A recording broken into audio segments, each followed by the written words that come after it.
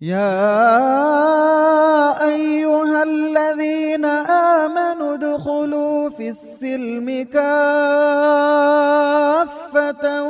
वला तत्तबिउ खुतुवातिश्शैतान इन्नहु लकुम अदुव्वुम मुबीन। अभी हमारे सामने फ़ज़ीलतु शेख अब्दुल सलाम उमरी मदनी हफ़िज़हुल्लाह जमीयत अहले हदीस चेन्नई के प्रेसिडेंट तक़रीर फरमाने के लिए आएंगे। अल्हम्दुलिल्लाहि रब्बिल आलमीन वल आक़िबतु लिल मुत्तक़ीन वस्सलातु वस्सलामु अला रसूलिहिल करीम अम्मा बाद। मोहतरम सदर जमीयत अहले हदीस, नाज़िम जमीयत अहले हदीस, उलमाए किराम और अज़ीज़ साथियों और अज़ीज़ बहनों, आपने उन्वान सुना मेरा और हमारी कॉन्फ्रेंस का थीम, कॉन्फ्रेंस का आइडिया है दीन की हिफाजत। दीन की हिफाजत कितने तरीक़ों से हो सकती है, कैसे हो सकती है, इस पे बातें होंगी आज। दीन की हिफाजत के सिलसिले में सबसे पहले मेरे दोस्तों और भाइयों, ये दिमाग में से निकाल दीजिए कि ये ज़िम्मेदारी दीन की हिफाजत ये दाढ़ी वालों का काम है या उमरियों का है, मदनियों का है, हाफिज साहबों का है, कारियों का है, मस्जिद में काम करने वालों का है। ये दिमाग में से निकाल दीजिए आप। दीन की हिफाजत की जिम्मेदारी रसूल अकरम सल्लल्लाहु अलैहि वसल्लम इस दुनिया में जाने से पहले एक अहम तरीन खुतबा आपने दिया था, हज्जतुल वदा। उसमें आपने कहा था फलयुबल्लिग शाहिदु मिनकुमुल गायब। हुक्म, हुक्म, नॉट ऑप्शन। जो चाहे करो, नहीं करो, मौलाना को खाना खिला दो, मौलाना की जिम्मेदारी, यतीम की जिम्मेदारी, हाफिज की नहीं। फलयुबल्लिग शाहिदु मिनकुमुल गायब। जो हाजिर है उसकी जिम्मेदारी है, जो गायब है उस तक पहुंचा दे। मेरे दोस्त, ये मौजू हमारी जिंदगी का अहम तरीन मसला है। इमाम अबू हनीफा से पूछो आप जाके, इमाम शाफी से पूछो जाके आप, इमाम मालिक से जाके पूछो आप, कुरान से पूछो जाके आप, हदीस से जाके पूछो आप, कि एक तरफ आपकी जिंदगी है, आपको जीना और मरना है, आपके गर्दन पर तलवार है, और एक तरफ आपको इख्तियार है कि इस्लाम छोड़ो और जिंदगी मिलेगी। अगर आप किसी भी आलिम से पूछें, किसी भी मौलाना से पूछें, तो वो लोग एक ही बात बोलेंगे, हर चीज की कुर्बानी दी जा सकती है, जान की भी कुर्बानी दी जा सकती है, लेकिन दीन की कुर्बानी नहीं दी जा सकती। दीन छोड़ने के बाद इस दुनिया में रहने की जरूरत ही क्या है? ये इत्तेफाक है लोगों का, उलमा का। तो मेरे दोस्तों और भाइयों, नबी अकरम सल्लल्लाहु अलैहि वसल्लम की इस हदीस, इस हुक्म की वजह से सोचने की बात है कि 1,24,000 से ज्यादा सहाबा जो हज्जतुल विदा में थे, और एक 10-20 हजार रुपए, 10-20 हजार सहाबा जो मौजूद नहीं थे हज में, उनको भी मिला लिया जाए तो तकरीबन 1.5 लाख सहाबा की एक तादाद मान ली जाए। और ये सहाबा की कब्रों को हम मक्के में ढूंढे, मदीने में ढूंढे, 10-20 कब्रें भी नहीं मिलेंगी, 25-50 कब्रें भी नहीं मिलेंगी। फिर है कहाँ इन लोगों की कब्रें? ये सहरा में रहने वाले, ये सूरज में जीने वाले, इनकी खबरें हम लोगों को -0 बर्फीले इलाकों में मिलेंगी, अजरबैजान में मिलेंगी, अफगानिस्तान में मिलेंगी, कुप्रुस में मिलेंगी, यूनान में मिलेंगी। अबू अय्यूब अंसारी की कब्र कुप्रुस में, कॉन्स्टेंटाइन में, इस्तांबुल के पास है। क्यों गए थे ये लोग वहां पे? ग्रीन कार्ड लेने के लिए, इकामा बनाने के लिए? मेरे नबी अकरम सल्लल्लाहु अलैहि वसल्लम का पैगाम लेके गए थे, फलयुबल्लिग शाहिदु मिनकुमुल गायब। सहरा के रहने वाले कभी सब्जी नहीं खाए थे, लेकिन तारीख हमें बोलती है, बताती है कि उनकी खबरें हिंदुस्तान के, केरला के, श्रीलंका के, तमिलनाडु, और आप लोगों ने सुबह में सुना शेख अनीस की तकरीर में कि वो जो साउथ तमिलनाडु के कई इलाकों में उनकी खबरें हैं। कभी पत्ते नहीं खाए थे, लेकिन पत्ते खा खा के लोग मौत जान दे दी हम लोगों की। क्या मकसद था मेरे दोस्त? ये था दीन की हिफाजत, ये हमारा थीम है, दीन की हिफाजत। दीन की हिफाजत हर इंसान की, हर मुसलमान की जिम्मेदारी है। अपने दीन की हिफाजत, कुल्लुकुम राइन व कुल्लुकुम मसऊलुन अन रइयती, अपने आला औलाद की, अपने रिश्तेदारों की, अपने मुल्क वालों की। इस हिंदुस्तान में 20 से 25 करोड़ मुसलमान, पाकिस्तान के 10-15 करोड़ मुसलमान, बांग्लादेश के 10-15 करोड़ मुसलमान, ये सऊदीया से नहीं आए थे। ये लोग किसी मुस्लिम मुल्कों से नहीं आए थे। ये हम लोग इस जमीन की पैदावार हैं। हमारे बाप दादा ने इस्लाम कबूल किया था, क्योंकि वो लोग दीन की हिफाजत के लिए, मरने के लिए यहाँ पे आए थे, दीन की हिफाजत करते करते। तो मेरे दोस्त, सबसे पहला तो मसला यह है कि दीन की हिफाजत हर एक की जिम्मेदारी है। हर मर्द की, हर औरत की, हर बच्चे की, हर ताकतवर की, गरीब की, मालदार की, जो जो ताकत अल्लाह ताला ने उन लोगों को दिया है। अब कैसे हिफाजत की जाए? अंग्रेजी जुबान, इसका जिक्र चल पड़ा। आज से 200 साल पहले हिंदुस्तान में फारसी जुबान का दौर दौरा था। फारसी जुबान लिखी जाती, फारसी जुबान पढ़ी जाती, फारसी जुबान बोली जाती। क्योंकि मुसलमान अरब इलाके के बाद, यानी जो इलाका सऊदीया, कतर, कोयत, दुबई, सीरिया, अलजायर, इसके बाद एक बड़ी तादाद, करोड़ों की तादाद अफगानिस्तान, अजरबैजान, तुर्कमानिस्तान, पाकिस्तान, इंडिया, ये इलाके थे जहां के लोग अरबी नहीं जानते थे, तो इनकी जुबान फारसी थी। और उलमाए किराम ने फारसी जुबान में तफसीरें लिखी। सबसे पहले कुरान का तर्जुमा पूरी दुनिया की जुबानों में अरबी के बाद फारसी में हुआ था, सबसे पहले, क्योंकि जरूरत फारसी जानने वालों को पड़ी थी। अंग्रेजी का तर्जुमा तो अभी अभी करीब में हुआ मुसलमानों की तरफ से। उसके बाद फारसी जुबान चलती रही। हमारे स्कूलों में, हमारे मस्जिदों में, और आज भी रायपट्टा के कब्रिस्तान को जाइए आप। रायपट्टा के कब्रिस्तान के बाउंड्रीज कहां से कहां तक हैं, फारसी में बाजू लिखा हुआ है। आपने नहीं पढ़ा होगा उसको, लेकिन लिखा हुआ है फारसी में, बाउंड्रीज के। बिल्कुल पुरानी मस्जिदों में जाके देखिए आप, वहां पे जो लोहा लगा हुआ होता है, चाहे वो मस्जिदें चेन्नई की गलियों में, चेन्नई के पुद्दुपेट एक है, पुलिकाट एक इलाका है, वहां पे 500 साल पहले, 600 साल पहले की मस्जिदें हैं पुलिकाट में। वहां जाके देखिए आप, जो बोर्ड लगे हुए हैं मस्जिद में, फारसी जुबान में लिखे हुए हैं।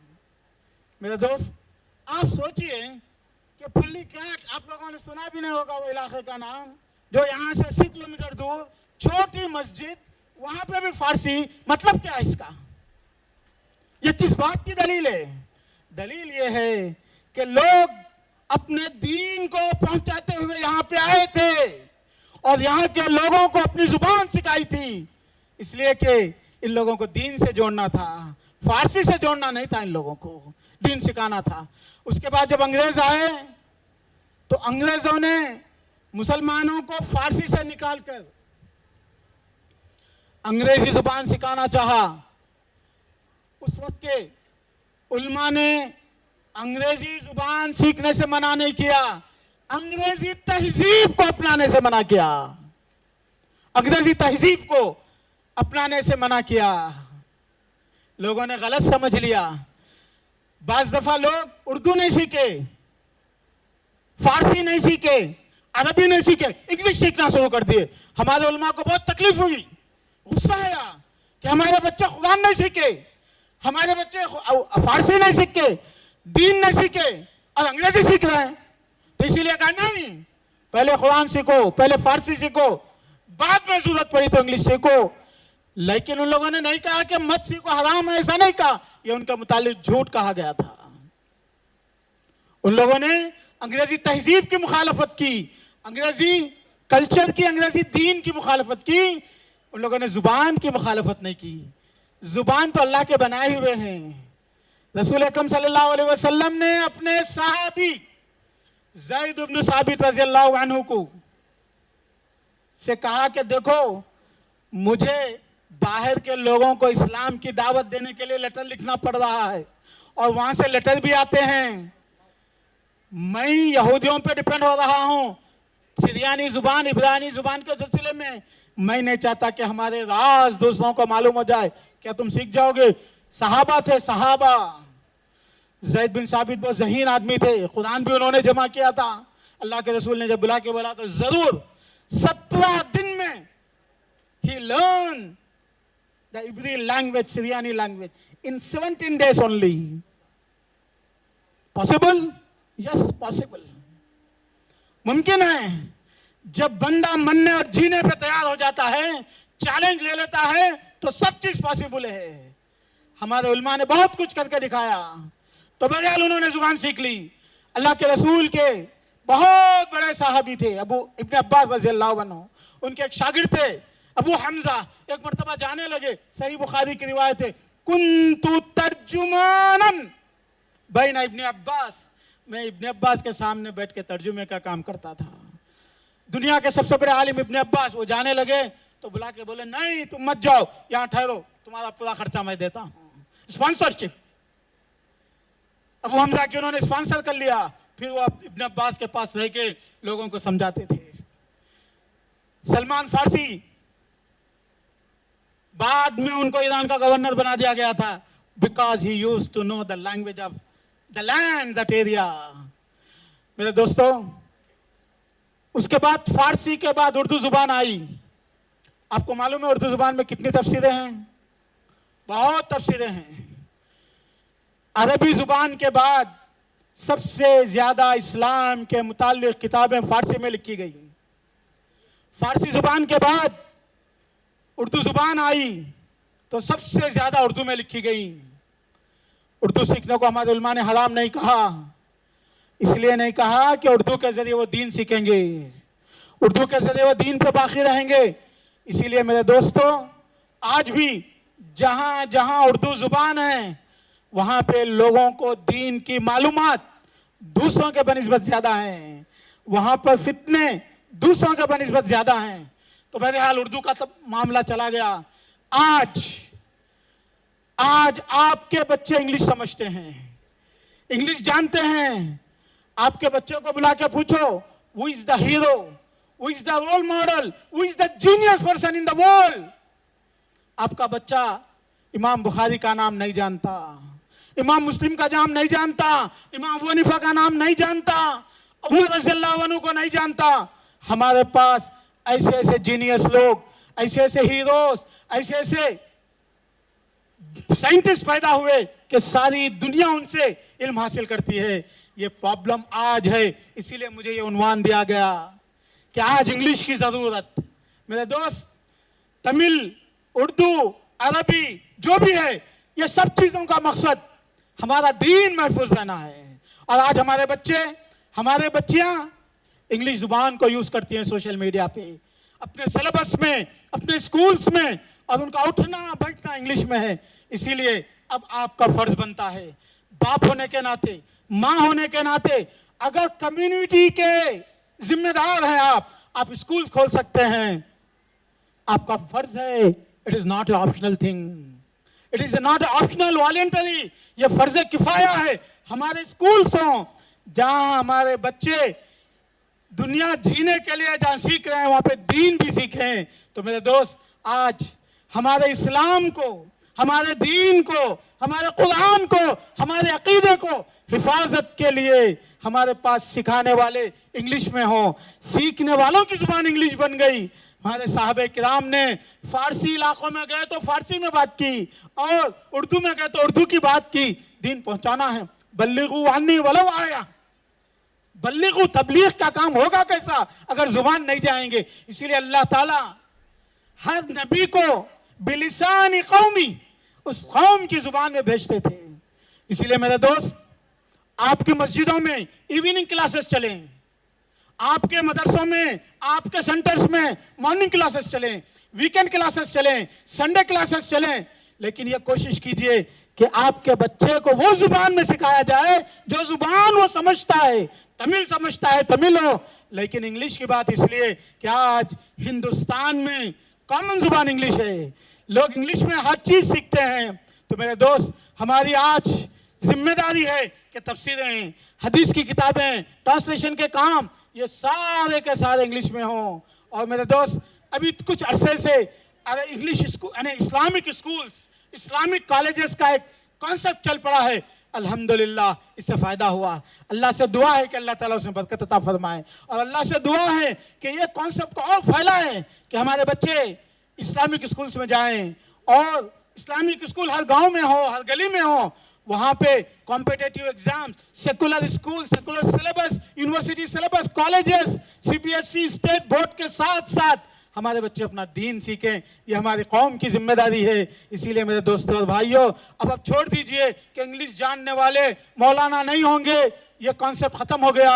एक मुसलमान होगा, अरबी भी जानेगा, इसके दीन की जुबान है, उर्दू भी जानेगा, उसकी माँ की जुबान है, मादरी जुबान है, वो तमिल भी जानेगा, इसकी मदर टंग है, और इंग्लिश भी, इसलिए कि उसके ज़रिए से हमारे बच्चों के दीन की हिफाजत हो सकती है। इसीलिए मेरे दोस्तों और भाइयों, ये ऑप्शन नहीं है। मेरी बहनों से भी गुजारिश है कि बहुत टाइम उन लोगों के पास होता है, रोज़ाना 2 घंटे शाम में, सुबह में अपने गांव के गली के बच्चियों को अपने घर में जमा करके उनको तालीम दे सकती हैं। उनकी ज़ुबान में आप उनको दीन सिखाएं, जितना हो सकता है ज़ुबान में सिखाएं। अरबी सीखना उलमा पे जिम्मेदारी है, बड़े आलिम बनने के लिए अरबी सीखना है, लेकिन मिनिमम मुसलमान रहने के लिए अरबी की जरूरत नहीं है। मिनिमम मुसलमान रहने के लिए कुरान पढ़ना आ जाए और नमाज पढ़ना आ जाए काफ़ी है, लेकिन दीन पे ईमान लाने के लिए हमको उसको एक्सप्लेनेशन देना ज़रूरी है। मेरे दोस्तों, ये चंद बातें थी जो आपके सामने मैं रखना चाह रहा था। उम्मीद के ये लंबे मौजू पे मैंने बहुत छोटे से वक्त में बात कर दिया है। ये आपकी जिम्मेदारी है कि आप इंग्लिश ज़ुबान के ज़रिए से, इसलिए कि आज की ज़रूरत है, वो अपने बच्चों को दीन सिखाएं, उसके सेंटर्स कायम हों, उसके स्कूल्स कायम हों, और जहाँ जहाँ मुस्लिम मैनेजमेंट के स्कूल्स हैं या कि नॉन मुस्लिम मैनेजमेंट के स्कूल हैं, वहाँ पे हमारे बच्चे हैं, वहाँ पे हमारे वॉलंटियर्स जाएं, उनसे अपॉइंटमेंट लें और हमारे बच्चों के लिए एक मोरल साइंस या एक इस्लामिक स्टडीज़ का एक सब्जेक्ट शुरू करें। इसके ज़रिए से हमारे बच्चों के ईमान की, अक़ीदे की हिफाजत हो सकती है। अल्लाह ताला से दुआ है कि एक कॉन्फ्रेंस को क़ायम करने वाले, इसके लिए मदद करने वाले, इसके लिए इंतज़ामात करने वाले और इसका ताउन करने वाले सबको अल्लाह ताला बरकतों से नवाजे। इस कॉन्फ्रेंस को अल्लाह ताला कामयाब करे और हमारी दुआ को अल्लाह ताला कबूल फरमाए। जज़ाकुमुल्लाह खैर। अस्सलामु अलैकुम व रहमतुल्लाहि व बरकातहू।